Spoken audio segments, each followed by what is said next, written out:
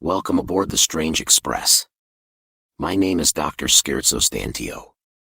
I was recently watching a video on Whacked Lamb, and it put me to thinking that I should share another channel with you that I often watch. It's one of those scary channels, with the host telling you stories submitted by subscribers of horrifying experiences they have had. The Strange Express version, as usual, is going to be just a little different.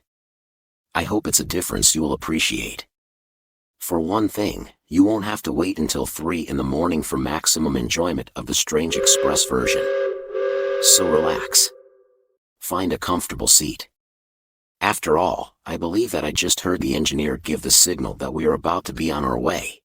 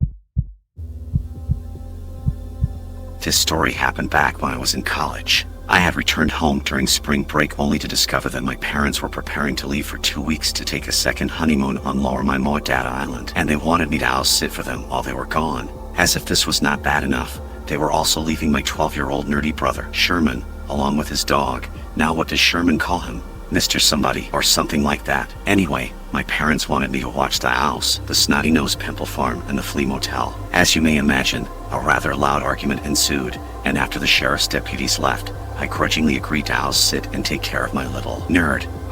Brother, sorry about the Freudian slip there. Anyway, I agreed to watch the house as well as Sherman and his dog, whom I have never actually seen.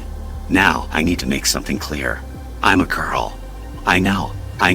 My voice sounds just like Mr. Really Bad Horrific Dreams, but I am a girl. Apparently, it's some kind of YouTube effect. One other thing that I need to make clear. My brother, Sherman, is certifiably insane. I have sought, in vain, to convince my parents that he should be institutionalized, but they seem to think he is a perfectly normal 12-year-old. Now, I don't want to get sidetracked, but I need to tell you some things that will make it easier for you to understand what happens later, if that's possible. Sherman was adopted, and somehow the dog came as part of the package. Now Sherman claims that the dog can talk, and that the dog is actually a super genius. The dog is so smart, according to Sherman, that he has discovered a small rift in the space-time continuum, and that the dog has exploited this rift to enable them to travel through time and do things like attending the Gettysburg Address, or traveling to meet Leonardo da Vinci to ask him questions about his portrait of Mona Lisa. Like I said, certifiable. Furthermore, he states that he and the dog actually adopted my parents and me so that Family Protective Services wouldn't take him away from the dog. I'm sure you see my point by now. On with the story. As it turned out, the first couple of days of my house/brat/dog sitting were fairly uneventful. On the third day after my parents left, I decided to go out back of our house and try to get a tan. We live out in the country, and our nearest neighbor is miles away. Our backyard butts up against several acres of woods. I was relaxing in a lawn chair, absorbing as much of the sunshine as I could when by chance, I noticed this old creep standing at the edge of the woods gawking at me. I had never seen anyone in those woods before, and this guy really stood out. He was wearing a pair of bright green golf pants that looked like he washed them in a mud puddle, and a matching dirty white jersey that had the word sleazeball printed in red across the front. I believe that the word was supposed to be on the back, but I think he had the shirt on backwards. When he saw that I had noticed him, he smiled at me with the most lecherous grin that I've ever seen. He was missing several front teeth, but the ones that were there were of a gray-green color. The guy wasn't big or tough-looking, just creepy. I immediately rose from my seat and took a position which looked like I was posing for a cover shot for Track and Field News. I then called out to the old man, in his late 30s, I would guess. "This is private property. What do you want?" The guy came over to me and said in an odd accent that he lived over yon way, pointing back over to the woods, and he said that he was cleaning the lint and stuff from his belly button, and wanted to know if I would help him, and again gave me the gray-green lecherous grin. "No," I answered. "I've been having some stomach issues lately, and the doctor said that I should avoid anything that might act as an ipecac." He then said that he had been watching, and he had noticed that my parents had left with their car packed with luggage a couple of days ago, and he asked how long would they be gone. I lied to him that I expected them back in a few minutes, and that they had only gone to visit my sick aunt that lives up the road a bit. He then asked why they took so much luggage then, as it looked like they carried enough to last at least a week. Again, I lied and told him that my aunt has a luggage fetish, and they took it to her in the hopes that it would make her feel better. With that, I sprinted for the house and immediately slammed and locked the door, and made sure that all the rest of the doors and windows were closed and locked too. I then peeked out of some of the windows to see where the strange man had went, but he was nowhere to be seen. I started to give a sigh of relief when I heard Sherman's voice from behind me asking if the man was bothering me. I hadn't noticed Sherman standing there, so it would be no exaggeration to say that he had startled me. I was fine though after he had administered the smelling salts. After I gave him the obligatory "don't ever sneak up on me like that again" lecture, I confirmed that the caller of dubious nature had indeed been bothering me, but it appeared that he had left. I wasn't taking any chances though, so I asked that Sherman and his dog stay inside for the rest of the day and not open any windows or doors. Sherman agreed and told me that he and the dog would be busy anyway, as they had planned to travel back to the early 13th century to witness the signing of the Magna Carta, and possibly stopping over to meet Genghis Khan and enjoy an authentic Mongolian meal. I gave him my best sarcastic "sure," and went into the kitchen to raid the refrigerator as he scampered up the stairs to his room to disappear for several hours. I spent my time that afternoon watching movies while sitting in my dad's recliner. It smelled rather peculiar, but it was the most comfortable seat in the den. I fell asleep in the middle of one of the movies, and when I woke up it was dark outside. As I was groggy and still sleepy, I decided to go up to my room, plug in my earbuds, and go back to sleep in the comfort of my own bed. It was at this moment that I realized that I had left my earbuds and my phone outside. I was now fully awake, and I knew there was no chance that I would be able to fall back asleep unless I recovered my phone. I looked out the window closest to where I left my phone, but it was too dark to see if it was still there. As much as I didn't want to, I knew that I had to go outside to see if my phone was still there. I thought about going up to see if Sherman would accompany me, but from experience I knew that when he was time traveling, he doesn't respond to anyone at his door. No, I would have to face the darkness and whatever was in it on my own, armed with only a flashlight. I approached the back door and quietly as possible unlocked and unbolted the door. I opened the door and stepped out into the darkness. I stopped for a moment, one hand still on the doorknob, and listened. It was silent. No night birds, no frogs croaking, no crickets chirping, nothing. The silence made me uncomfortable, but at this point, I was committed. I released the doorknob, leaving the door partially open, and turned on the flashlight. I flashed the light all around the backyard, but it revealed nothing unusual, so I ran over to the umbrella table where I had laid down my phone and earbuds, but my heart dropped when I saw that they were gone. I was certain that they were taken by the guy from the woods, but I didn't understand why. At that moment, I heard someone cough nearby. I flashed the light over to where the sound had came from, and there he was, the creepy guy, and again he was sporting his lecherous grin. He had positioned himself between me and the back door. I was so scared that I literally felt sick. Creepy guy then asked me if I had lost something. He then gave a creepy snicker and said he would be glad to help me find it. My mind raced as I tried to determine my best option for escape, all as he was walking toward to me. He was still 6 feet away when I heard the voice of Sherman saying with remarkable calmness, "Hey, mister, are you bothering my sister again? Me and my friend say that you should leave her alone." I felt my heart stop again, as I figured his friend would turn out to be the talking dog genius. Nevertheless, the creepy guy was visibly surprised, and for a moment the grin left his face, but he quickly regained his composure. Creepy guy then said to Sherman that he didn't believe that he had any friend, and that he had came all alone. I could dimly see Sherman just behind the creepy guy, but I didn't see a dog, or anyone else for that matter. It occurred to me that Sherman might be hiding something behind his back when Sherman answered the creepy guy. "Oh, you haven't met my friend? Let me introduce you. His name is Louis. Louisville Slugger." With that, Sherman revealed the baseball bat that he had been hiding behind his back and raised it above his head as though getting ready to smack Creepy Guy with it, but Creepy took the hint and broke into a run straight for the woods. As it turned out, Sherman had called the sheriff's department before he introduced the Creepy Guy to his friend.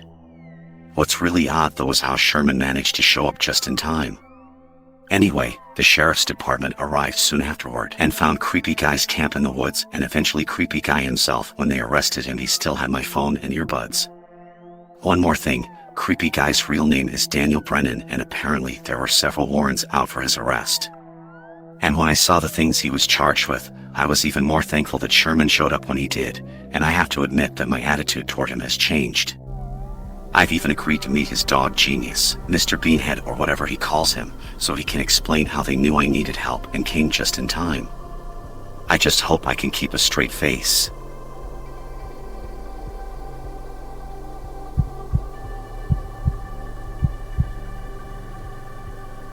Back when I was attending college, I had a part-time job at a pizza restaurant.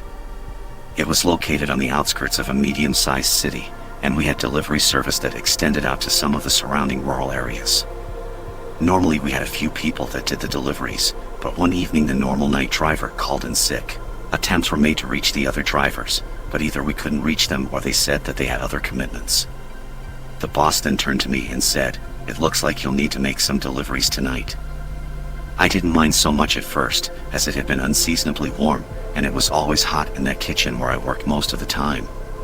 So I didn't mind getting out of there for a while. I made a few deliveries, and my boss made a few also. I was very happy about the tips I made. Then about 3 minutes until closing time, a call came in. I picked up the phone and announced, "Maurice's Pizzeria! How can I help you?" I waited a moment or two, but I heard nothing but some static, so I hung up the phone.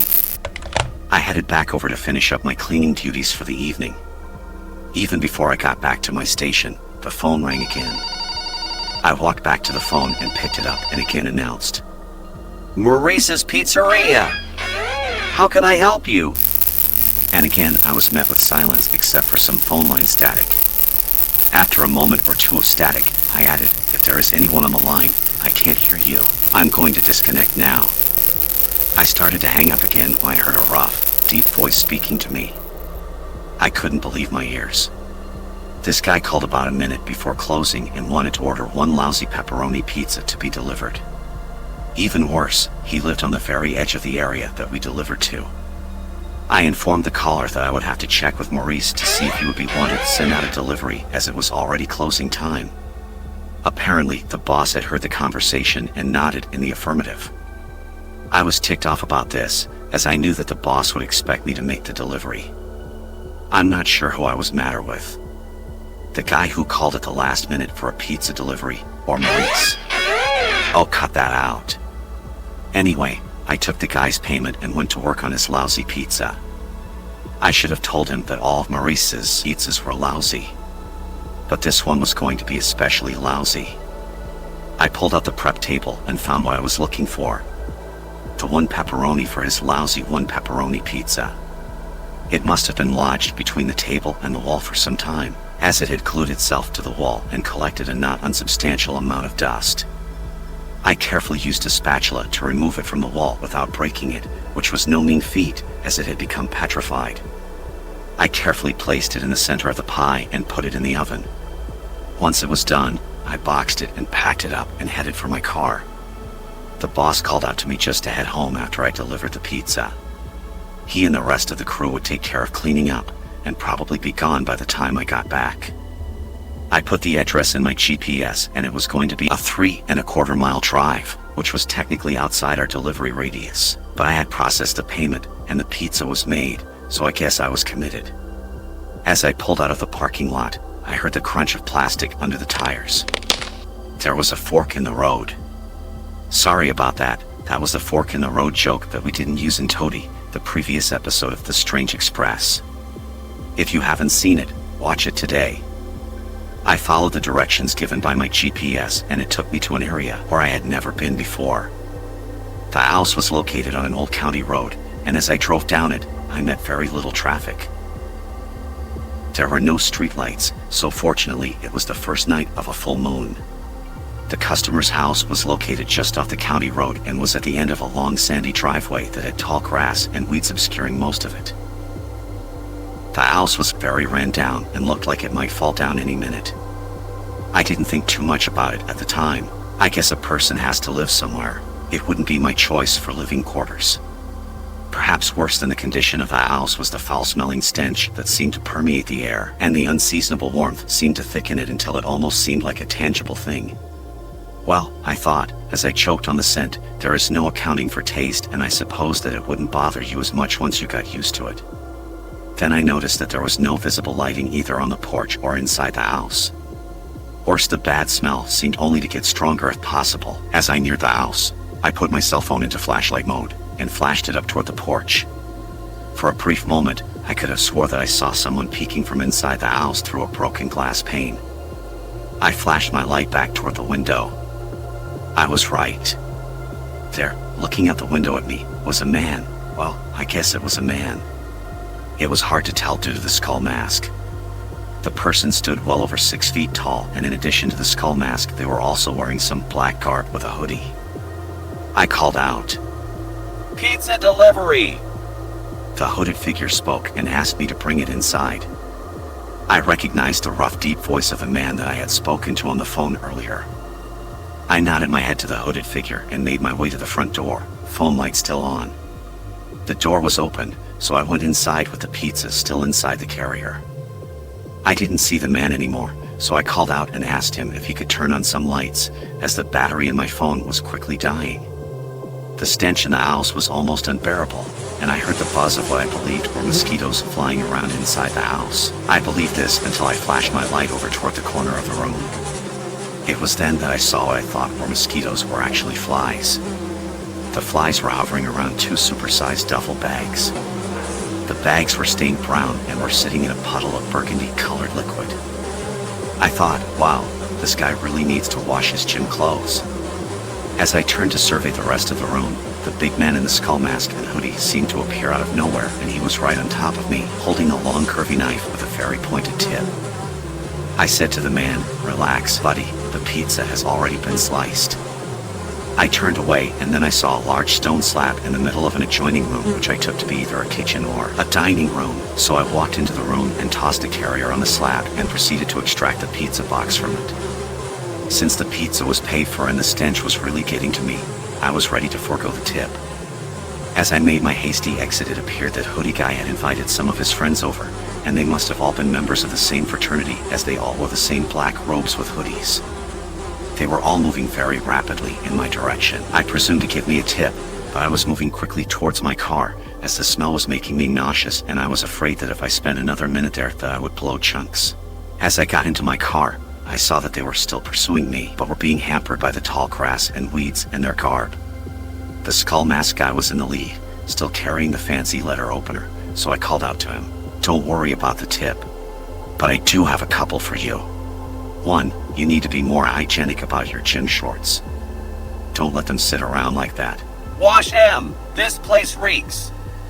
2, if you're gonna invite your friends over, you need to order more than 1 lousy pepperoni pizza." With that, I shut my car door and drove away.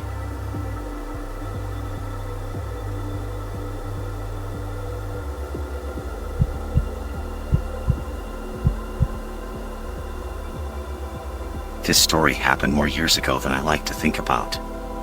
It happened back when I was 10 years old. I grew up in a small rural town. If you've ever watched the Andy Griffith Show, my hometown was not unlike Mayberry, except smaller. My bicycle was my main mode of transportation, but on this particular day, I had been demoted to pedestrian due to the chain breaking on my bike. Oh, I guess I should tell you that I am a guy.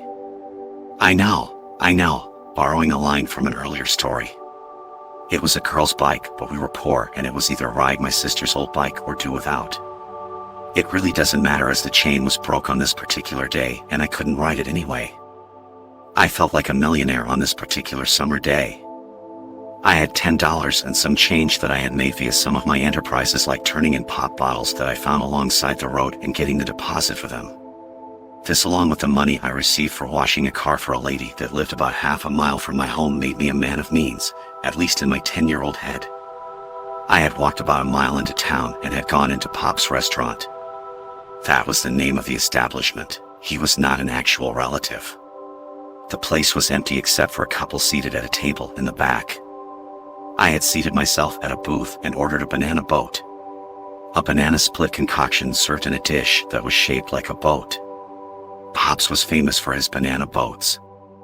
As I sat in the booth, my money stacked in two neat piles in front of me, one of the bills and the other of the coins. I saw a guy come into the restaurant.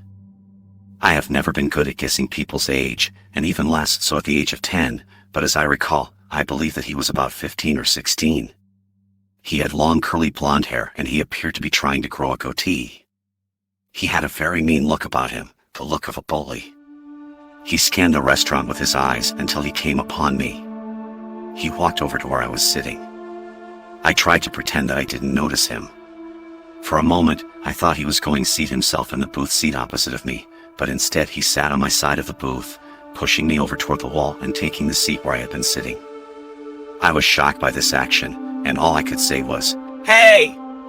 He didn't react to my pitiful cry of indignation, but instead picked up the stack of bills that were now in front of him. After he counted the bills, he turned to me and said, "Look at all the money I just found." I protested, "That's my money." When I said this, I saw a mean grin appear on his face, and after a moment or two he said, "Can you prove it? Does it have your name on it? Is your name George Washington? Is it Abraham Lincoln? I don't think so. I'll just take it for safekeeping until they come to claim it." With that, he got up and walked out of the restaurant with all my bills, leaving the coins on the table. I started to pursue him when the waitress came out from the back and advised me that my banana boat would be ready shortly.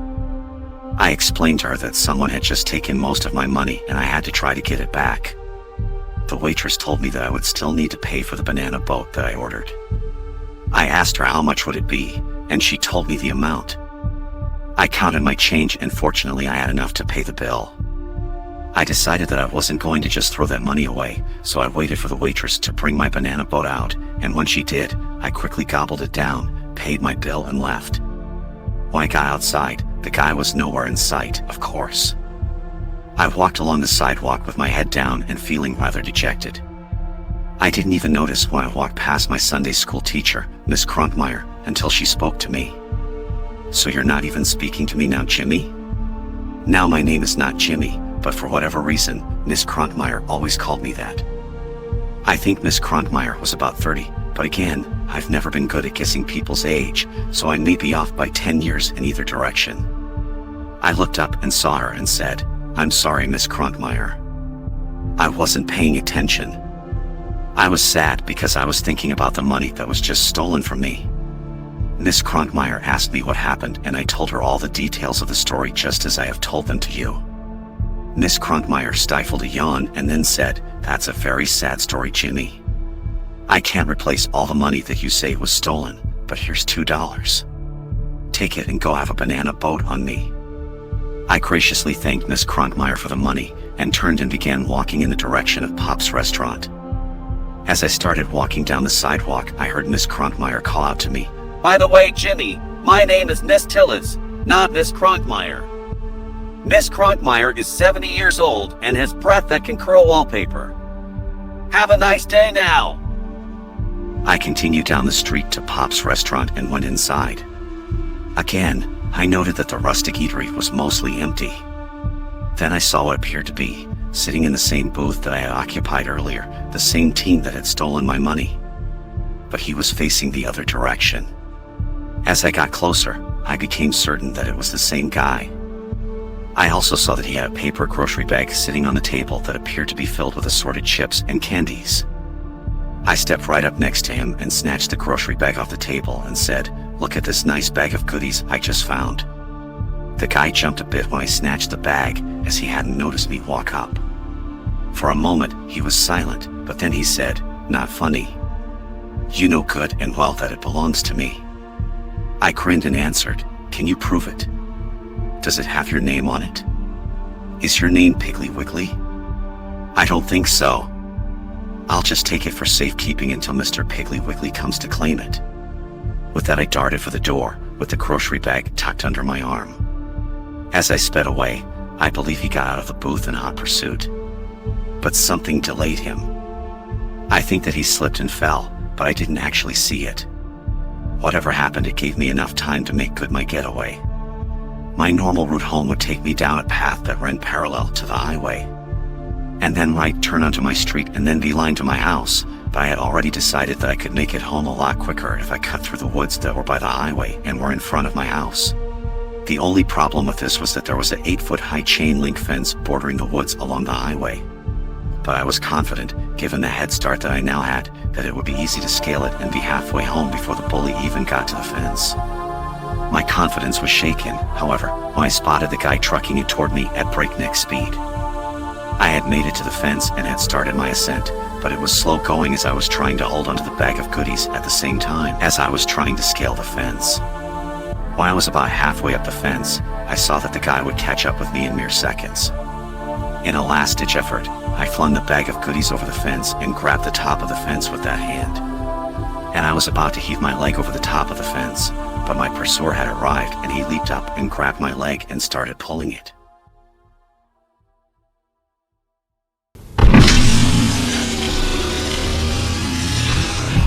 Not unlike the way I am pulling yours right now.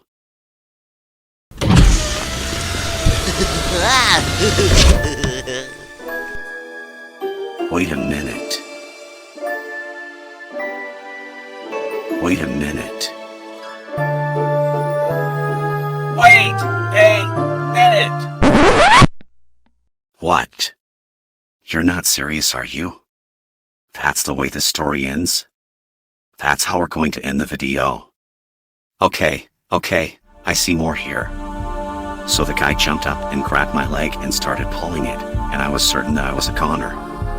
But somehow I shook myself free and was able to get over the fence, and I dropped to the ground on the other side.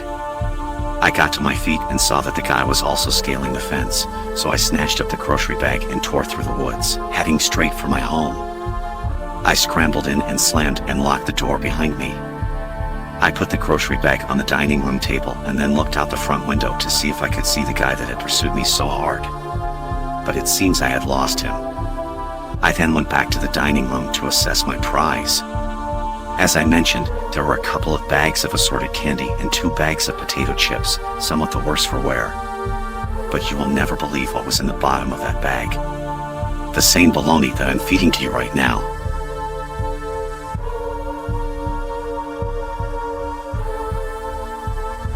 Is it really over? I guess we can console ourselves that it wasn't a lousy 1 pepperoni pizza in the bottom of the bag. That was really bad. Horrific. I'm sorry, I misread that. It actually says, that was Mr. Really Bad Horrific Dreams. That reminds me, I keep having this horrific recurring dream. I find myself in this giant bowl filled with lettuce, tomatoes, croutons, cheese, and dressing. I just toss all night. So before the conductor tosses me, I believe I should bid you farewell. I hope to see you again soon on the Strange Express.